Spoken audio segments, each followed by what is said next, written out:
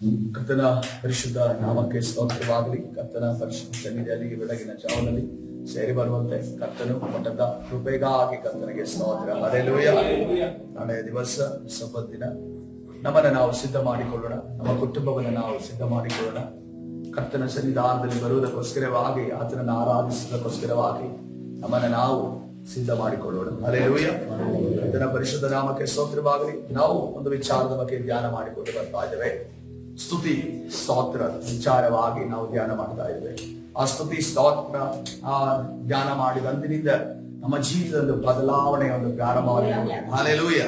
ಯಾಕಂದ್ರೆ ಅನೇಕ ಬಾರಿ ನಮಗೆ ಸ್ತೋತ್ರ ಮಾಡ್ರಿ ಅಂತ ಅನ್ಕೊಂಡು ಹೇಳಿದಾಗ, ಯಾಕಂತಂದ್ರೆ ನಾವು ಅನ್ಯ ಜನರಾಗಿ ಜೀವಿಸ್ತಿದ್ದರಿಂದ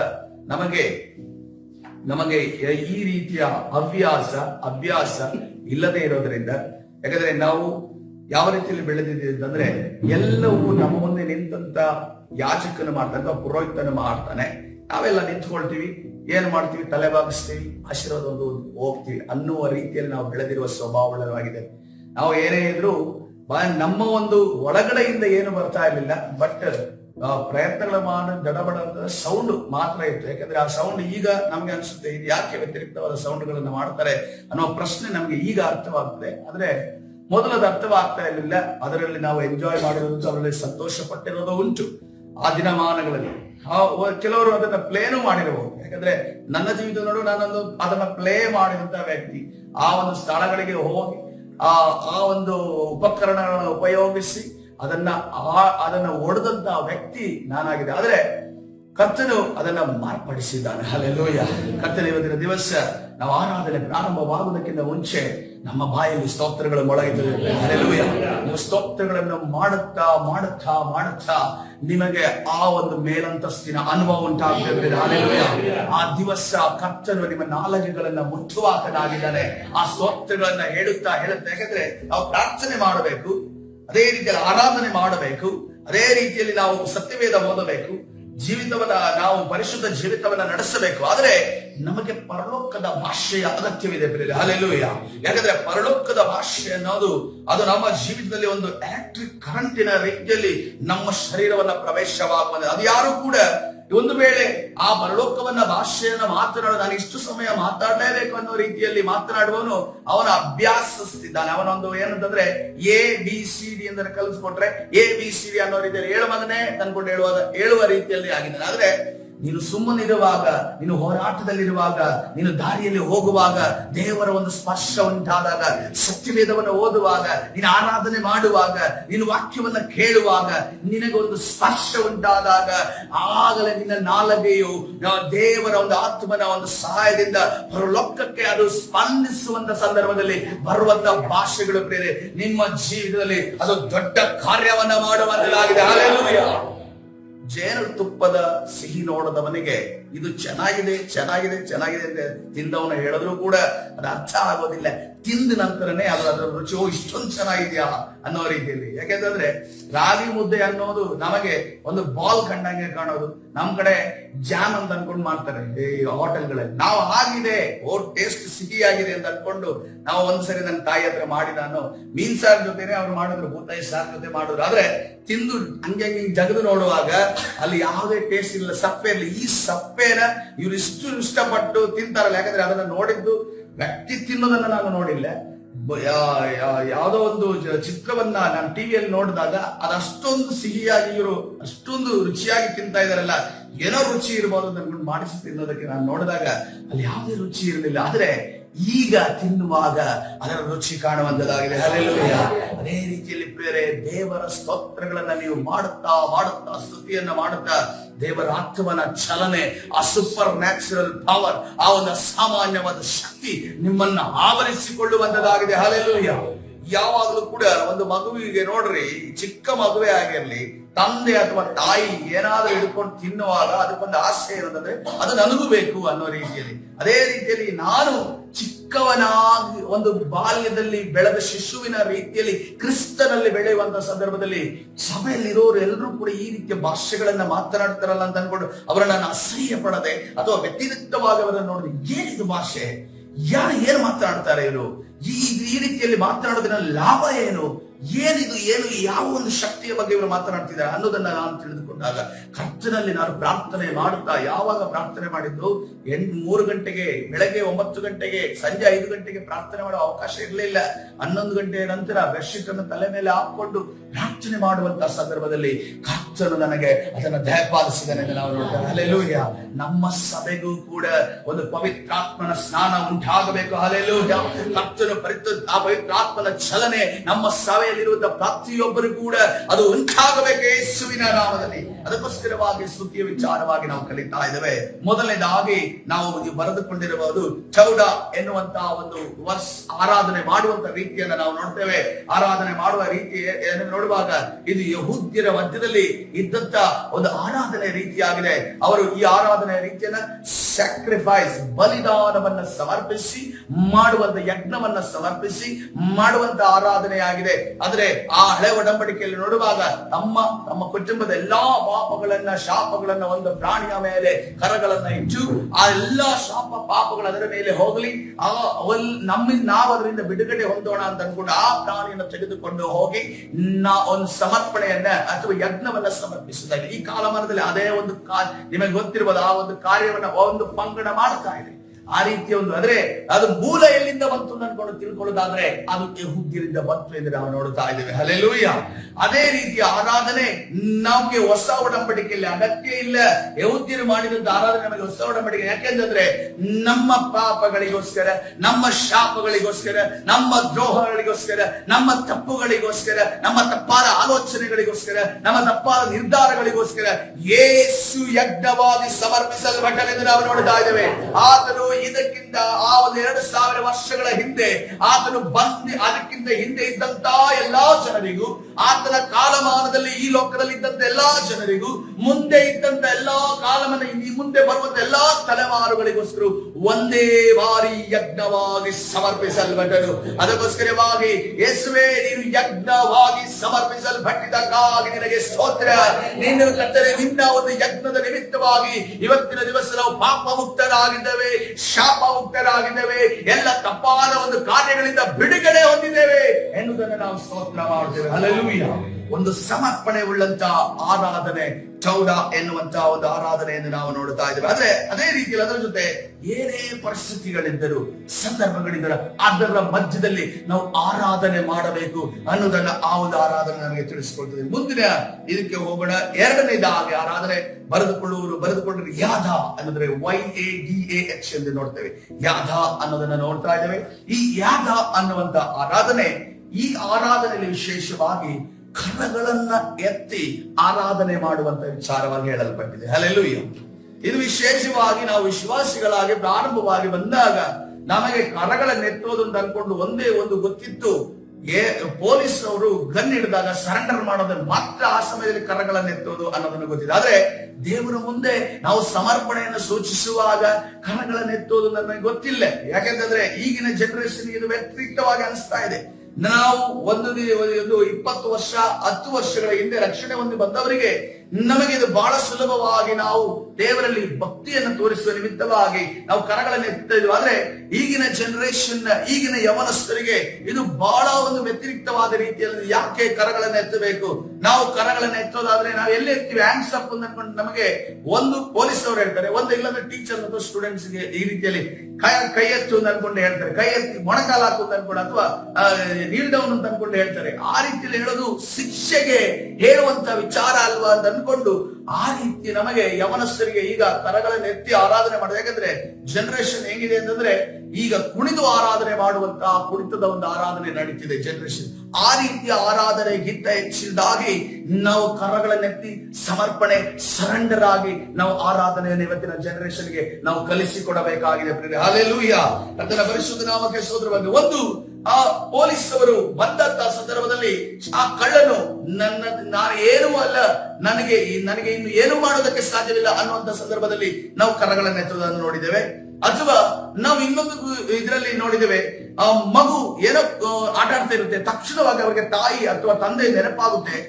ಅಲ್ಲಿಂದ ಅದು ನೆಲದಿಂದಲೇ ತನ್ನ ಕೈಯನ್ನ ಎತ್ತುತ್ತ ನನ್ನನ್ನ ಎತ್ತಿಕೋ, ಅಥವಾ ನನ್ನನ್ನ ಪ್ರೀತಿಸು, ನನಗೆ ನನ್ನನ್ನು ತಂದುಕೊಡು, ಅಥವಾ ನನಗೆ ಹಸಿವಾಗಿದೆ ಅನ್ನೋದನ್ನ ಸೂಚಿಸುವಂತ ಒಂದು ಕರಗಳನ್ನು ಎತ್ತುವಿಕೆಯನ್ನು ನಾವು ಗಮನಿಸಿದ್ದೇವೆ.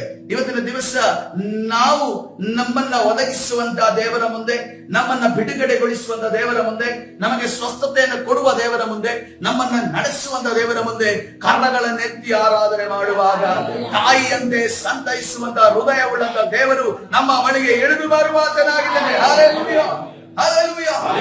ಅದಕ್ಕೋಸ್ಕರವಾಗಿ ನಾವು ಯವನಸ್ಥರಿಗೆ ಏನನ್ನು ಹೇಳಬೇಕಂತಂದ್ರೆ, ನಾವು ಸುಮ್ಮನೆ ಕರಗಳನ್ನು ಎತ್ತಾ ಇಲ್ಲ, ನಮ್ಮ ದೇವರು ಅಂಥ ದೇವರಾಗಿದ್ದಾನೆ. ಹಲ್ಲೆಲೂಯಾ. ಆತನ ಮುಂದೆ ಕರಗಳನ್ನು ಎತ್ತಿ ನಾವು ಕೂಗುವಾಗ ದೇವರು ನಮಗೆ ಒದಗಿಸಿಕೊಡುವ ಆತನಾಗಿದ್ದಾನೆ. ಹಾಗಾದ್ರೆ ದೇವರ ವಾಕ್ಯದ ಒಂದು ಪ್ರೂಫ್ ಏನನ್ನ ಹೇಳ್ತಾ ಇದೆ ಅನ್ನೋದನ್ನ ನೋಡುವಾಗ, ಕೀರ್ತನೆ 134ನೇ ಅಧ್ಯಾಯ 2ನೇ ವಚನ ಈ ರೀತಿಯಲ್ಲಿ ಹೇಳ್ತಾ ಇದೆ, ಮಹಾಪರಿಶುದ್ಧ ಸ್ಥಳದ ಕಡೆಗೆ ಕೈ ಎತ್ತಿ ಯೆಹೋವನನ್ನು ಕೊಂಡಾಡಿರಿ. ಹಲ್ಲೆಲೂಯಾ. ದೇವರ ವಾಕ್ಯ ನಮಗೆ ಎತ್ತಿ ನಮ್ಮನ್ನ ಸ್ಪರ್ಶಿಸಿ ಹೇಳ್ತಾ ಇದೆ, ನೀನು ಮಹಾಪರಿಶುದ್ಧ ಸ್ಥಳದ ಕಡೆಗೆ ಅಂದ್ರೆ ದೇವರನಿಗೆ ನೀನು ಕೈ ಎತ್ತಿ ನಿನ್ನ ಆರಾಧನೆ ಮಾಡು. ಹಲ್ಲೆಲೂಯಾ ಅನ್ನೋದನ್ನ ಹೇಳ್ತದೆ. ಅದನ್ನ ಇವತ್ತಿನ ದಿವಸದಿಂದ ನಮಗೆ ಸ್ಕ್ರಿಪ್ಚರ್ ಪ್ರೂಫ್ ಕೂಡ ನಮಗೆ ಸಿಗುವಂತದ್ದು. ಯಾಕಂದ್ರೆ ಈ ಸ್ಕ್ರಿಪ್ಚರ್ ನಮಗೆ ಯಾವಾಗಲೂ ಕೂಡ ಏನೇ ಮಾತನಾಡಿದ್ರು ಕೂಡ ಅದಕ್ಕೊಂದು ದೇವರ ವಾಕ್ಯದ ಆಧಾರ ಬೇಕು. ಆಧಾರ ಇದ್ದಾಗ ಮಾತ್ರವೇ ನಾವು ಹೇಳುವಂತಹ ಮಾತಿಗೆ ಒಂದು ಬೆಲೆ ಇರುತ್ತದೆ, ಅದು ಸರಿ ಎಂದು ಅವು ಮುಂದೆ ಇದ್ದವನು ಕೂಡ ಒಪ್ಪಿಕೊಳ್ಳುತ್ತಾನೆ. ಅದೇ ರೀತಿಯಲ್ಲಿ ಕೀರ್ತನೆ 63ನೇ ಅಧ್ಯಾಯ 4ನೇ ವಚನದಲ್ಲಿ ಈ ರೀತಿಯಲ್ಲಿ ಹೇಳ್ತಾ ಇದೆ, ಇದನ್ನ ಬರೆದುಕೊಳ್ಳಿ, ನಿಮ್ಮ ಅಧ್ಯಯನಕ್ಕಾಗಿ ಇಟ್ಟುಕೊಳ್ಳ್ರಿ. ಇವತ್ತಿನ ದಿವಸ ನೀವು ಸಾಮಾನ್ಯ ವಿಶ್ವಾಸಿಯಾಗಿ ಜೀವಿಸ್ತಿರೋ, ಮುಂದಿನ ದಿವಸದಲ್ಲಿ ಕರ್ತನು ನಿಮ್ಮನ್ನ ಜನಗಳ ಮಧ್ಯದಲ್ಲಿ ವಾಕ್ಯವನ್ನ ಹೇಳುವುದಕ್ಕೆ ಉಪಯೋಗಿಸುವಾಗ ನಿಮಗೆ ಈ ವಾಕ್ಯಗಳು ಸಹಾಯವಾಗಿ ನಿಲ್ಲುವಂತದ್ದಾಗಿದೆ. ಹಲ್ಲೆಲೂಯಾ. ಕೀರ್ತನೆ 63ನೇ ಅಧ್ಯಾಯ 4ನೇ ವಚನ, ನನ್ನ ಜೀವಮಾನದಲ್ಲೆಲ್ಲ ಹೀಗೆಯೇ ನಿನ್ನನ್ನ ಹಾಡಿ ಹರಸುತ್ತ ನಿನ್ನ ಹೆಸರೆತ್ತಿ ಕೈ ಮುಗಿವೇನು. Hallelujah, hallelujah. ಹೆಸರೆತ್ತಿ ಕೈ ಮುಗಿಯುವೇನು ಅಂತ ಹೇಳಿದ್ರೆ ಅದು ಯಾವ ರೀತಿ ಕೈ ಮುಗಿಯೋದು ಅಂದ್ರೆ, ಈ ರೀತಿಯ ಕೈ ಮುಗಿಯುವುದರ ವಿಚಾರವಾಗಿ ಇಲ್ಲಿ ಹೇಳಲ್ಪಟ್ಟಿದೆ. ಯಾಕಂದ್ರೆ ಕರ್ತನಲ್ಲಿ ಇಂಗ್ಲಿಷ್ ಭಾಷೆಯಲ್ಲಿ, ಆಂಗ್ಲ ಭಾಷೆಯಲ್ಲಿ ಕರಗಳನ್ನು ಎತ್ತುವುದರ ವಿಚಾರ ಹೇಳಲ್ಪಟ್ಟಿದೆ. ಈ ಕನ್ನಡ ಭಾಷೆಯಲ್ಲಿ ಇನ್ನೂ ಮುಂದುವರೆದು ನಿನ್ನ ಕರಗಳನ್ನು ಎತ್ತಿ ಕೈ ಮುಗಿದು ಆತನಿಗೆ ಆರಾಧನೆ ಮಾಡಬೇಕು. ಹಲ್ಲೆಲೂಯಾ. ಯಾಕಂದ್ರೆ ಆತನ ಅಂತ ಕಾರ್ಯಗಳನ್ನು ನಿನ್ನ ಜೀವಿತದಲ್ಲಿ ಮಾಡಿದ್ದಾನೆ, ಮಾಡುತ್ತಾನೆ, ಇನ್ನು ಮುಂದೆಯೂ ಮಾಡುವವನಾಗಿದ್ದಾನೆ. ಹಲ್ಲೆಲೂಯಾ. ಅದೇ ರೀತಿಯಲ್ಲಿ ಪ್ರಲಾಪಗಳ ಪುಸ್ತಕ 3ನೇ ಅಧ್ಯಾಯ 41ನೇ ವಚನವನ್ನು ನೋಡುವಾಗ, ಇದು ನೋಡಿ ಬಹಳ ಪವರ್ಫುಲ್ ಆಗಿರುವಂತಹ ವಾಕ್ಯ. ಇದು ಯಾವ ರೀತಿಯಲ್ಲಿ ಪ್ರಲಾಪಗಳಲ್ಲಿ ಯೆರೆಮೀಯನು ಈ ರೀತಿಯಲ್ಲಿ ಬರೆದಿದ್ದಾನೆ ಎಂದು ನೋಡುವಾಗ, ಆತನ ಕಷ್ಟದ ಸಮಯದಲ್ಲಿ ಆತನು ಅಲ್ಲಿನ ಜನರ, ಇಸ್ರೇಲರ ಜನರ ಮತ್ತು ರಾಜರ ಮುಖಾಂತರ ಶೋಧನೆಗೊಳಗಾಗಿರುವಂತಹ ಸಂದರ್ಭದಲ್ಲಿ ಯೆರೆಮೀಯನು ಬರೆದಿರುವಂತಹ ವಚನ 41ನೇ ವಚನ, ಆ ಪ್ರಲಾಪಗಳು 3ನೇ ಅಧ್ಯಾಯ 41ನೇ ವಚನ, ಪರಲೋಕದಲ್ಲಿರುವ ದೇವರ ಕಡೆಗೆ ನಮ್ಮ ಕೈಗಳೊಡನೆ ಮನಸ್ಸನ್ನು ಎತ್ತಿಕೊಳ್ಳುವ. ಹಲ್ಲೆಲೂಯಾ. ಕರ್ತನ ಪರಿಶುದ್ಧ ನಾಮಕ್ಕೆ ಸ್ತೋತ್ರವಾಗಲಿ. ನೀವು ಕರಗಳನ್ನ ಎತ್ತುವಾಗ ನಿಮ್ಮ ಮನಸ್ಸು ಕೂಡ ಅಲ್ಲಿಗೆ ಕೇಂದ್ರೀಕೃತವಾಗಲಿ. ಹಲ್ಲೆಲೂಯಾ. ಯಾಕಂತಂದ್ರೆ ನೋಡ್ರಿ, ಯಾವುದೇ ಆಕ್ಷನ್ಸ್ ಇಲ್ಲ. ನಾವು ಸುಮ್ಮನೆ ನಿಂತು ಅಥವಾ ಕೂತು ನಾವು ಬಾಯಲ್ಲಿ ಹೇಳೋದಾದ್ರೆ, ನಾವು ಹೇಳುವಂತ ಸಂದರ್ಭದಲ್ಲಿ ನೋಡ್ರಿ, ಸ್ವಲ್ಪ ಸಮಯ 5 ನಿಮಿಷಗಳು ಹಾಡಾಡದ ನಂತರ, 5 ನಿಮಿಷಗಳು ಸ್ತೋತ್ರ ಮಾಡಿದ ನಂತರ ನಮ್ಮ ಬಾಯಲ್ಲಿ ಸ್ತೋತ್ರಗಳು ಬರ್ತಾ ಇದೆ, ಹಾಡುಗಳು ಬರ್ತಾ ಇರುತ್ತದೆ. ಆದ್ರೆ ಸ್ವಲ್ಪ ಹೊತ್ತಾಗುವಾಗ ನಾನು ಎಲ್ಲಿದ್ದೀನಿ ಅಂತ ಅನ್ಕೊಂಡು ಆಲಸ್ಯ ಮಾಡ್ತೀನಿ. ನಾನು ಹಾಡ್ತಾ ಇದ್ದೀನಿ, ಯಾವುದೋ ಒಂದು ಮೆಮೊರಿಯ ಒಂದು ಮೆದುಳಿನ ಸೈಡ್ ಇಂದ ಅದು ರೀಡ್ ಆಗ್ತಾ ಇದೆ, ಆದ್ರೆ ನನ್ನ ಆಲೋಚನೆಗಳು ಬೇರೆ ಎಲ್ಲೋ ಹೋಗ್ತಾ ಇದೆ. ಇವತ್ತಿನ ದಿವಸ ಬೇರೆ ನಮ್ಮ ಆಲೋಚನೆಗಳನ್ನ ನಾವು ದೇವರಲ್ಲೇ ಕಂಟ್ರೋಲ್ ಮಾಡೋಣ. ಅದಕ್ಕೋಸ್ಕರವಾಗಿ ನಿಮ್ಗೆ ಸಹಾಯವಾಗುವುದು ಏನು? ಕರಗಳನ್ನು ಎತ್ತುವಾಗ ನಿಮ್ಮ ಅಂಗವು ಕರಗಳಿಗೆ, ಕರ್ತನ ಮುಂದೆ ಕರಗಳ ಎತ್ತಲ್ಪಡುವಾಗ ಆವಾಗ ಅದು ಆ ಒಂದು ಹಸ್ತ ನಿಮ್ಮ ಮನಸ್ಸಿಗೆ ಕನೆಕ್ಟ್ ಮಾಡಿ, ನೀನು ಆರಾಧನೆ ಮಾಡ್ತಾ ಇದೆಯಾ, ನೀನು ಸ್ತೋತ್ರ ಮಾಡ್ತಾ ಇದೆಯಾ, ನೀನು ದೇವರ ಜೊತೆ ಕನೆಕ್ಟ್ ಆಗಿದೆಯಾ ಅನ್ನೋದನ್ನ ನಿನ್ನ ಹತೋಟಿಗೆ ತೆಗೆದುಕೊಳ್ಳುವಂತಾಗಿದೆ. ಹಲ್ಲೆಲೂಯಾ. ಕರ್ತನ ಪರಿಶುದ್ಧ ನಾಮಕ್ಕೆ ಸ್ತೋತ್ರವಾಗಲಿ. ಇವತ್ತಿನ ದಿವಸ ನಮ್ಮ ಮನಸ್ಸನ್ನು ಕೂಡ ಆತನಿಗೆ ಎತ್ತಿ ನಾವು ಸ್ತೋತ್ರ ಮಾಡೋಣ. ಯಾಕಂದ್ರೆ ಮನಸ್ಸು ಬಹಳ ಚಂಚಲ. ಯಾಕಂದ್ರೆ ಕೆಲವು ಬಾರಿ ನೋಡ್ರಿ, ನಮ್ಗೆ ನಿದ್ದೆ ಬಂದಿದ್ದೆ ಗೊತ್ತಾಗೋದಿಲ್ಲ. ಸ್ತೋತ್ರ ಮಾಡ್ತಾ ಇರ್ತೀವಿ, ಬೈಬಲ್ ಓದ್ತಾ ಇರ್ತೀವಿ, ಆದ್ರೆ ಅಥವಾ ಹಾಡುಗಳನ್ನ ಆಡ್ತಾ ಇರ್ತೀವಿ, ಕಣ್ಣು ಹಾಗೆ ಮುಚ್ಚೋಗಿರುತ್ತೆ, ಬಾಯಲ್ಲಿ ಹಾಡು ಆಡ್ತಾ ಇರುತ್ತೆ. ಆಮೇಲೆ ಸ್ವಲ್ಪ ಇನ್ನೂ ಗಾಢ ನಿದ್ರೆಗೆ ಇಳಿದಂತ ಸಂದರ್ಭದಲ್ಲಿ ಹೀಗೆ ತೂಕಡಿಸುವಂತ ಒಂದು ಅನುಭವ ಆಗ್ತದೆ. ಆದ್ರೆ ಈ ರೀತಿಯ ತೂಕಡಿಸುವ ಅನುಭವ ನಮಗೆ ಆಗ್ಕೊಡುದಂತಂದ್ರೆ ನಾವು ಆತ್ಮನಲ್ಲಿ ಸ್ತುತಿಸುವವರಾಗಿರಬೇಕು. ಕರಗಳ ನೆತ್ತಿ ಸ್ತೋತ್ರ ಮಾಡುವ, ಯಾವಾಗ ನಾವು ಕರಗಳ ನೆತ್ತಿ ಸ್ತೋತ್ರ ಮಾಡುತ್ತೇವೋ, ನಮ್ಮ ಒಂದು ಆಕ್ಷನ್ಸ್ ಮುಖಾಂತರವಾಗಿ ಕರ್ತನಿಗೆ ಯಾವಾಗ ಆರಾಧನೆ ಮಾಡುತ್ತೇವೋ, ನಾವು ಕರ್ತನ ಜೊತೆ ಕನೆಕ್ಟ್ ಆಗಿರ್ತೇವೆ. ಹಲ್ಲೆಲೂಯ. ಯಾವಾಗ ನಾವು ಈ ಕರಗಳ ನೆತ್ತಿ ಆರಾಧನೆ ಮಾಡ್ತೇವೆ, ನಮ್ಮಲ್ಲಿ ಏನ್ ನಡೆಯುತ್ತೆ, ಏನಕ್ಕೆ ಇದನ್ನು ಮಾಡಬೇಕು ಅಂತ ಹೇಳುವ ಮೊದಲನೇದಾಗಿ ನಾವು ಒಂದು ಕಾನ್ಸಂಟ್ರೇಟ್ ಮಾಡುವಂತ ವಿಚಾರ ಸರೆಂಡರ್, ಸಂಪೂರ್ಣವಾದ ಸಮರ್ಪಣೆಯನ್ನು ನಾವು ಮಾಡಿದ ರೀತಿಯಲ್ಲಿ. ಮೊದಲನೇದಾಗಿ ನಾವು ಸಂಪೂರ್ಣವಾದ ಸಮರ್ಪಣೆಯನ್ನ ದೇವರಿಗೆ ನಾವು ಮಾಡಿದ್ದೇವೆ. ನನ್ನದೇನೋ ಅಲ್ಲ ಸ್ವಾಮಿ, ನೀನೇ ಎಲ್ಲ ಅನ್ನುವ ರೀತಿಯಲ್ಲಿ. ಯಾಕಂದ್ರೆ ದೇವರ ವಾಕ್ಯ ಯೋಹನನ ಸುವಾರ್ತೆ ಅಲ್ಲಿ ಕರ್ತನ ಈ ರೀತಿಯಲ್ಲಿ ನನ್ನದೆಲ್ಲ ನಿನ್ನದೇ, ನಿನ್ನದೆಲ್ಲ ನನ್ನದೇ ಅನ್ನೋ ರೀತಿಯಲ್ಲಿ ಈ ನನ್ನದೆಲ್ಲ ನಿನ್ನದೇ, ನಿನ್ನದೆಲ್ಲ ನನ್ನದೇ ಎಂದು ಬರಬೇಕಂತಂದ್ರೆ ಇದರಲ್ಲಿ ಒಂದು ಆಕ್ಷನ್ ಮಧ್ಯದಲ್ಲಿ ಬರಬೇಕಾಗಿದೆ. ಕರಗಳನ್ನೆತ್ತಿ ನಾವು ಆತನ ಆರಾಧನೆ ಮಾಡಬೇಕು. ಹಲ್ಲೆಲೂಯಾ. ಕರ್ತನ ಪರಿಶುದ್ಧ ನಾಮಕ್ಕೆ ಸ್ತೋತ್ರ. ಎರಡನೇದಾಗಿ ನಾವು ಸ್ತುತಿ ಮಾಡುವುದಕ್ಕೆ ನಮಗೆ ಸಹಾಯ ಮಾಡುವುದರ ಈ ಕರಗಳನ್ನೆತ್ತುವುದರ ಮುಖಾಂತರವಾಗಿ ನಮಗೆ ಸ್ತುತಿ ಸ್ತೋತ್ರ ಮಾಡುವುದಕ್ಕೆ ನಮಗೆ ಸಹಾಯ ಮಾಡುವಂತದ್ದಾಗಿದೆ. ಯಾಕೆಂದ್ರೆ ನಮ್ಮ ಕ್ಲಿಷ್ಟವಾದ ಸಂದರ್ಭದಲ್ಲಿ ನಾವು ಕ್ರಿಸ್ತನಲ್ಲಿ ನಾನು ಬಂದಂತ ಸಂದರ್ಭದಲ್ಲಿ, ಕ್ಲಿಷ್ಟವಾದ ಸಂದರ್ಭದಲ್ಲಿ ಅಧಿಕಾರಿಗಳ ಮುಂದೆ ನಿಲ್ಲಬೇಕಾದಂತ ಸಂದರ್ಭದಲ್ಲಿ ಬಂದಾಗ ಅದನ್ನ ಹ್ಯಾಂಡಲ್ ಮಾಡೋದು ಅಥವಾ ಆ ಪರಿಸರವನ್ನ ನಾವು ಇದ್ರವಾಗಿ ನೋಡಿಲ್ಲ. ಆ ಅಧಿಕಾರಿಗಳ ಒಂದು ವಿಚಾರಗಳನ್ನ ಕಿವಿಯಲ್ಲಿ ಕೇಳಿಸಿದ್ದೇವೆ, ಕೇಸು ಅದು ಇದು ಅಂತ ಅನ್ಕೊಂಡು ಕೇಳಿಸಿಕೊಂಡಿದ್ದೇವೆ. ಆದ್ರೆ ಅದರ ಒಳಗಡೆ ಹೋಗಿ ಇದುವರೆಗೂ ನಿಂತು ಅದರ ಆ ಪರಿಸರ ಹೇಗಿದೆ ಅಂತ ಅನ್ಕೊಂಡು ನೋಡಿಲ್ಲ. ಆದ್ರೆ ನಮಗೆ ಒಂದು ಸೇವಕ್ಕೆ ಮುಖಾಂತರವಾಗಿ ಕೊಟ್ಟಂತ ಇನ್ಸ್ಟ್ರಕ್ಷನ್ ಏನು ಅಂದ್ರೆ ಅದರ ಒಳಗಡೆ ಹೋಗುತ್ತಲೇ ನೀನು ಸ್ತುತಿ ಮಾಡ್ತಾ ಹೋಗು, ಸ್ತೋತ್ರ ಮಾಡ್ತಾ ಹೋಗು, ನೀನು ಅನ್ಯ ಭಾಷೆಯಲ್ಲಿ ಮಾತನಾಡ್ತಾ ಹೋಗು. ಕಂಟಿನ್ಯೂಸ್ ಆಗಿ ಅನ್ಯ ಭಾಷೆ ಮಾತನಾಡ್ತೇನೆ. ಕರ್ತನ ಒಂದು ಸಾನ್ನಿಧ್ಯ ಅದರ ಒಳಗಡೆ ಒಂದು ಏನೋ ಆ ಒಂದು ವಾತಾವರಣ ಉಂಟಾಗುವಂತದ್ದಾಗಿದೆ. ಆ ಸಮಯದಲ್ಲಿ ದೇವದೂತರ ಒಂದು ವಿಸಿಟೇಷನ್, ಕರ್ತಾದ ಯೇಸುವಿನಾದ ವಿಸಿಟೇಷನ್ ನಮಗೆ ಉಂಟಾಗುವಾಗ ಯಾವ ಹಾನಿಯೂ ಉಂಟಾಗದೆ, ಯಾವ ರೀತಿಯಲ್ಲಿ ಮುಳ್ಳಿನ ಮೇಲೆ ಇದ್ದಂತ ಬಟ್ಟೆಯನ್ನ ಯಾವುದೇ ಹರಿಯದೆ ತೆಗೆಯಲಾಗ್ತದೋ ಅದೇ ರೀತಿಯಲ್ಲಿ ಕರ್ತನು ನಿನ್ನನ್ನ ಹೊರಗಡೆ ತರ್ತಾರೆ ಎನ್ನುವುದು ಹೇಳುವಾಗ ಅದನ್ನ ನಾವು ಪ್ರಾಕ್ಟಿಕಲ್ ಆಗಿ ಮಾಡುವಾಗ ಕರ್ತನು ದೊಡ್ಡ ಕಾರ್ಯವನ್ನ ಮಾಡಿದಾನೆ ಎಂದು ನಾವು ನೋಡ್ತೇವೆ. ಹಲ್ಲೆಲೂಯಾ. ಅದೇ ರೀತಿಯಲ್ಲಿ ಬೇರೆ ನೀವು ಕೂಡ ಅಧಿಕಾರಿಗಳ ಮಧ್ಯದಲ್ಲಿ ಹೋಗುವಾಗ, ಮೀಟಿಂಗ್ಗೆ ಹೋಗುವಾಗ, HM ಒಂದು ಸ್ಟಾಫ್ ರೂಮ್ಗೆ ಹೋಗುವಾಗ, HM ರೂಮ್ಗೆ ಹೋಗುವಾಗ, ನಿಮ್ಮ ಮೇಲಿಂದ ಅಧಿಕಾರಿಗಳ ಮುಂದೆ ಹೋಗುವಾಗ ನೀವು ಈ ಒಂದು ಕರ್ತನ ಕೊಟ್ಟಿರುವಂತಹ ತಂತ್ರವನ್ನ, ಕರ್ತನ ಕೊಟ್ಟಿರುವಂತಹ ಈ ಐಡಿಯಾವನ್ನು ಉಪಯೋಗಿಸುವುದಾದ್ರೆ ಕರ್ತನು ದೊಡ್ಡ ಕಾರ್ಯವನ್ನ ಮಾಡುವಾತನಾಗಿದ್ದಾನೆ. ಹಲ್ಲೆಲೂಯಾ. ಮೂರನೇದಾಗಿ ಡಿಪೆಂಡೆನ್ಸ್, ಅಂದರೆ ಎಲ್ಲದಕ್ಕೂ ಆತನನ್ನೇ ಅವಲಂಬಿಸುವುದು. ಎಲ್ಲದಕ್ಕೂ ನಾವು ನಿನ್ನನ್ನೇ ಅವಲಂಬಿಸಿದ್ದೇವೆ. ನನಗೆ ಒಂದು ಮನೆಯಲ್ಲಿ ಒಂದು ದಿನಸಿ ಇಲ್ವಾ, ಕರ್ತನೆ ನೀನು ನನಗೆ ಒದಗಿಸಿಕೊಡು.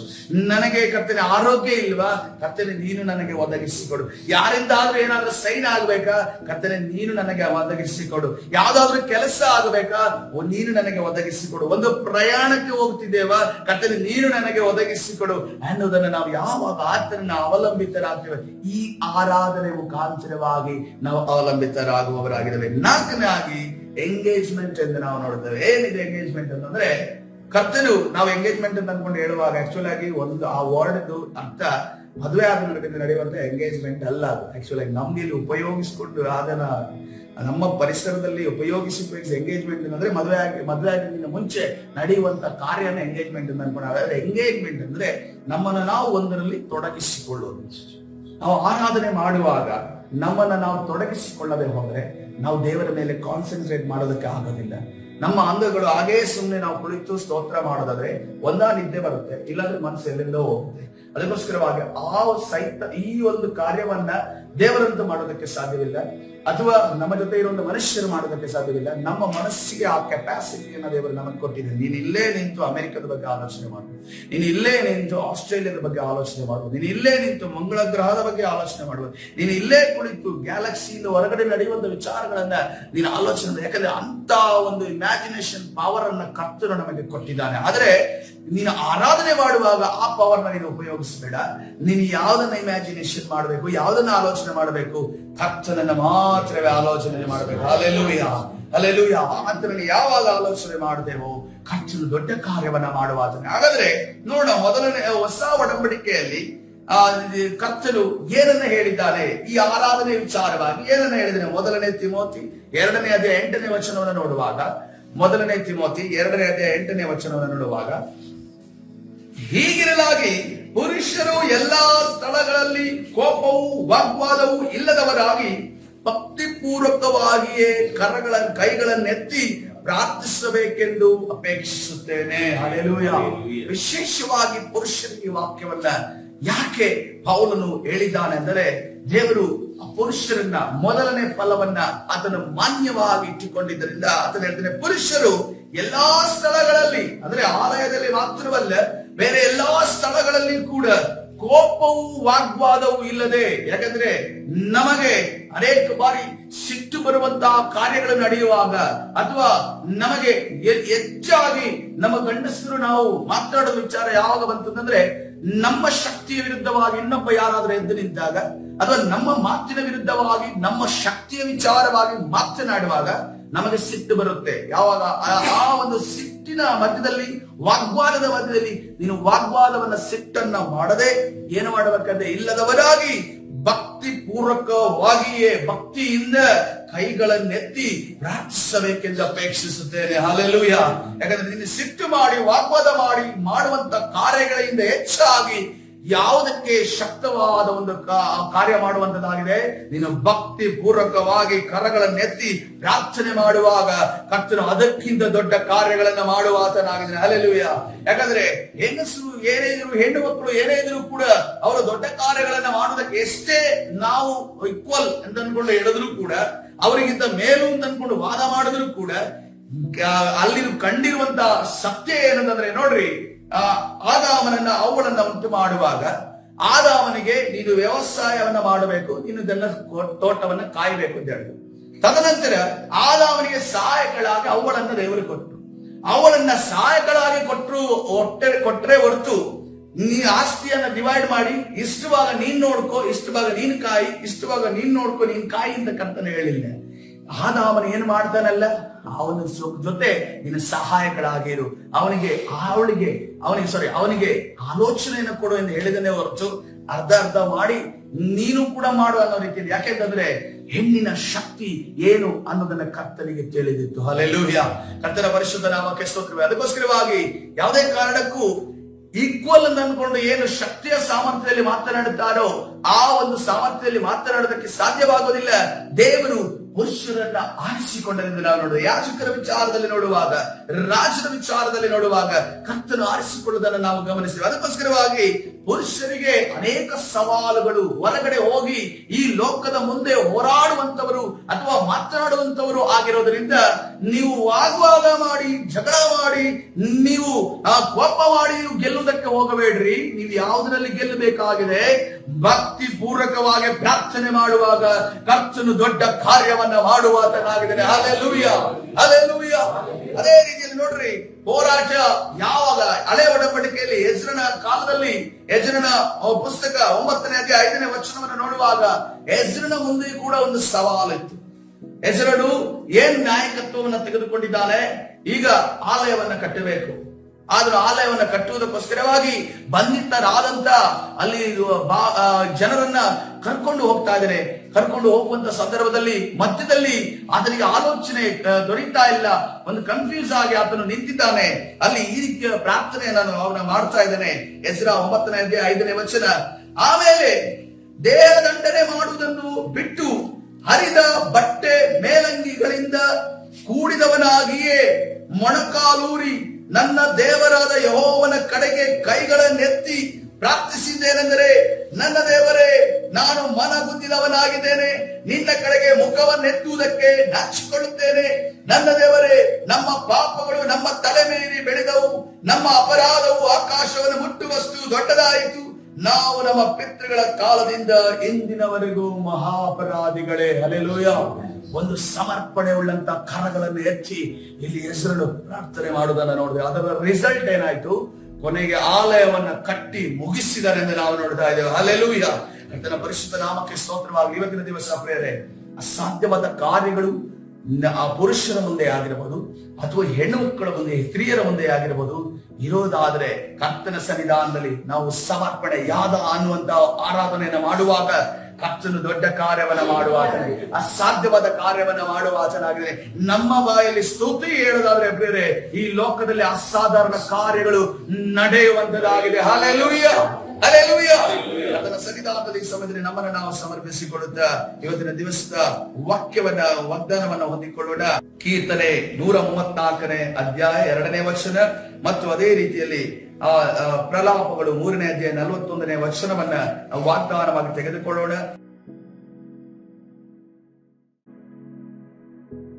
ಪರಿಶುದ್ಧ ನಾಮಕ್ಕೆ ಸ್ತೋತ್ರವಾಗಲಿ. ಈ ಸ್ತೋತ್ರಗಳು ಮುಂಜಾನೆ ಪ್ರಾರ್ಥನೆಗೆ ಮಾತ್ರವಲ್ಲ, ಇಲ್ಲಿ ಕಲ್ತಂತ ನಾವು ವಾಕ್ಯದ ಧ್ಯಾನ ಮತ್ತು ನಾವು ಒಂದು ಪ್ರಾಕ್ಟೀಸ್ ಅನ್ನ, ಅಭ್ಯಾಸವನ್ನ ನಾಳೆಯ ದಿವಸ ನಾವು ಮಾಡಬೇಕು. ಹಲ್ಲೆಲೂಯಾ. ನಮ್ಮ ಸಭೆ ಪೂರ್ಣವಾಗದನ್ನು ಕಲಿತುಕೊಳ್ಳಬೇಕು. ಪ್ರಾರ್ಥನೆ ಆರಂಭವಾಗುವುದಕ್ಕಿಂತ ಮುಂಚೆ ನಾನು ಯಾವಾಗ ಸ್ತೋತ್ರವನ್ನ ಹೇಳುವುದಕ್ಕೆ ಪ್ರಯತ್ನಿಸ್ತೇನೋ ಸುಮ್ಮನೆ ಕೂರುವಂತ ಎಲ್ಲರೂ ಕೂಡ ಒಂದು ಗಟ್ಟಿಯಾದ ಸ್ವರದಲ್ಲಿ ಸ್ತೋತ್ರಗಳನ್ನು ಹೇಳುವಾಗ ಪ್ರೇರೆ ಕರ್ತನು ಈ ಒಂದು ಪಟ್ಟಣ, ಕುವೆಂಪು ನಗರ ಏರಿಯಾದಲ್ಲಿ, ಅದೇ ರೀತಿಯಲ್ಲಿ ಹಾಸನ ಪಟ್ಟಣದ 8 ತಾಲೂಕುಗಳಲ್ಲಿ ಕರ್ತನು ದೊಡ್ಡ ಕಾರ್ಯವನ್ನ ಮಾಡುವಾತನಾಗಿದೆ. ಕರ್ತನ ಸನ್ನಿಧಾನ ಈ ಸಮಯದಲ್ಲಿ ಪ್ರಾರ್ಥನೆ ಮಾಡಿಕೊಳ್ಳೋಣ. ಪರಿಶುದ್ಧನಾದ ದೇವರೇ, ನಿನ್ನ ನಾಮಕ್ಕೆ ಸ್ತೋತ್ರ ಯೇಸುವೇ. ಕರ್ತನೇ, ನೀನು ತಾನೇ ಕರ್ತನೇ ನಮ್ಮನ್ನ ನಡೆಸು, ಬಲಪಡಿಸಿದ ಪ್ರಸನ್ನತೆಯಿಂದ ತುಂಬಿಸುವ ಕರ್ತನೇ, ಬೆಳಗಿನ ಜಾವದಲ್ಲಿ ಕರ್ತನೆ ನಿನ್ನ ಸಾನ್ನಿಧ್ಯದಲ್ಲಿ ಬರುವುದಕ್ಕೆ ಕೊಟ್ಟಂತ ಕೃಪೆಗಾಗಿ ಸ್ತೋತ್ರ. ಕರ್ತನೆ, ಸ್ತುತಿಯ ವಿಚಾರವಾಗಿ ಕರ್ತನೆ ಕರಗಳನ್ನೆತ್ತಿ ಆರಾಧನೆ ಮಾಡುವುದರ ವಿಚಾರವಾಗಿ, ಯಾದ ಅನ್ನುವಂತ ಆರಾಧನೆಯ ಕರ್ತನೆ ಶೈಲಿಯ ವಿಚಾರವಾಗಿ ನಾವು ಕಲಿತಿದ್ದೇವೆಲ್ಲ ಕರ್ತನೆ, ಅದನ್ನ ಇವತ್ತಿನ ಇಲ್ಲೇ ಬಿಡದೆ ಸ್ವಾಮಿ ಕರ್ತನೆ, ನಾಳೆಯ ದಿವಸದಿಂದ ನಿನ್ನ ಆಲಯದಲ್ಲಿ ಕರ್ತನೆ ನಿರಂತರವಾಗಿ ಮಾಡುವ ಹಾಗೆ ಕರ್ತನೆ, ಕರಗಳನ್ನೆತ್ತಿ ನಿನ್ನ ಕರ್ತನೆ ಗಟ್ಟಿಯಾಗಿ ಕರ್ತನೆ ಗಂಟಲೆತ್ತಿ ಕೂಗುವ ಹಾಗೆ, ಸ್ತುತಿ ಮಾಡುವ ಹಾಗೆ ಮುಂದೊಂದು ದಿವಸ ಕರ್ತನೆ ಆ ಮೇಲಂತಸ್ತಿನ ಅನುಭವ ನಮಗೆ ಉಂಟಾಗುವುದಕ್ಕಾಗಿ ಸ್ತೋತ್ರ ಯೇಸಪ್ಪ. ಪರಿಶುದ್ಧಾತ್ಮನ ಕರ್ತನೆ ಸಭೆಯ ಒಳಗಡೆ ಪ್ರಬಲವಾಗಿ ಅಗ್ನಿಯ ರೀತಿಯಲ್ಲಿ ಇಳಿದು ಬರುವುದಕ್ಕಾಗಿ ಸ್ತೋತ್ರ ಕರ್ತನೆ, ನಮ್ಮನ್ನ ಕರ್ತನೆ ಸ್ಪರ್ಶಿಸುವುದಕ್ಕಾಗಿ ಸ್ತೋತ್ರ, ನಾವು ಅನ್ಯ ಭಾಷೆಯಲ್ಲಿ ಮಾತನಾಡುವುದಕ್ಕಾಗಿ ಸ್ತೋತ್ರ ಕರ್ತನೆ, ಅನ್ಯ ಭಾಷೆಗೆ ನಿನ್ನನ್ನು ಸ್ತುತಿಸುವುದಕ್ಕಾಗಿ ಸ್ತೋತ್ರ ಯೇಸಪ್ಪ. ಕರ್ತನೆ, ನೀನು ತಾನೇ ಮುಟ್ಟು ಸ್ವಾಮಿ, ಇದಕ್ಕೆ ವಿರುದ್ಧವಾಗಿ ನಮ್ಮ ಸ್ತುತಿಗೆ ವಿರುದ್ಧವಾಗಿ, ನಾವು ಸ್ತುತಿ ಮಾಡುವುದರ ವಿರುದ್ಧವಾಗಿ, ಕರಗಳನ್ನು ಎತ್ತುವುದರ ವಿರುದ್ಧವಾಗಿ ಹೋರಾಡುವಂತ ಎಲ್ಲಾ ಸೈತಾನನ ಅಂಧಕಾರದ ಶಕ್ತಿಗಳ ಬಲಗಳನ್ನ ನಜರೇತಿನ ಯೇಸುವಿನ ನಾಮದಲ್ಲಿ ಬಂಧಿಸಿ ಮುರಿದಾಡ್ತಾ ಇದ್ದೇವೆ. ಬಿಡುಗಡೆ ಉಂಟು ಮಾಡಿ ನೀನು ತಾನೇ ನಡೆಸು. ಕರ್ತನಾದ ಯೇಸು ಸ್ವಾಮಿ ಹೆಸರಲ್ಲಿ ಪ್ರಾರ್ಥನೆ ಹೊಂದಿಕೊಳ್ತೇನೆ, ಜೀವವುಳ್ಳ ತಂದೆಯೇ, ಆಮೆನ್.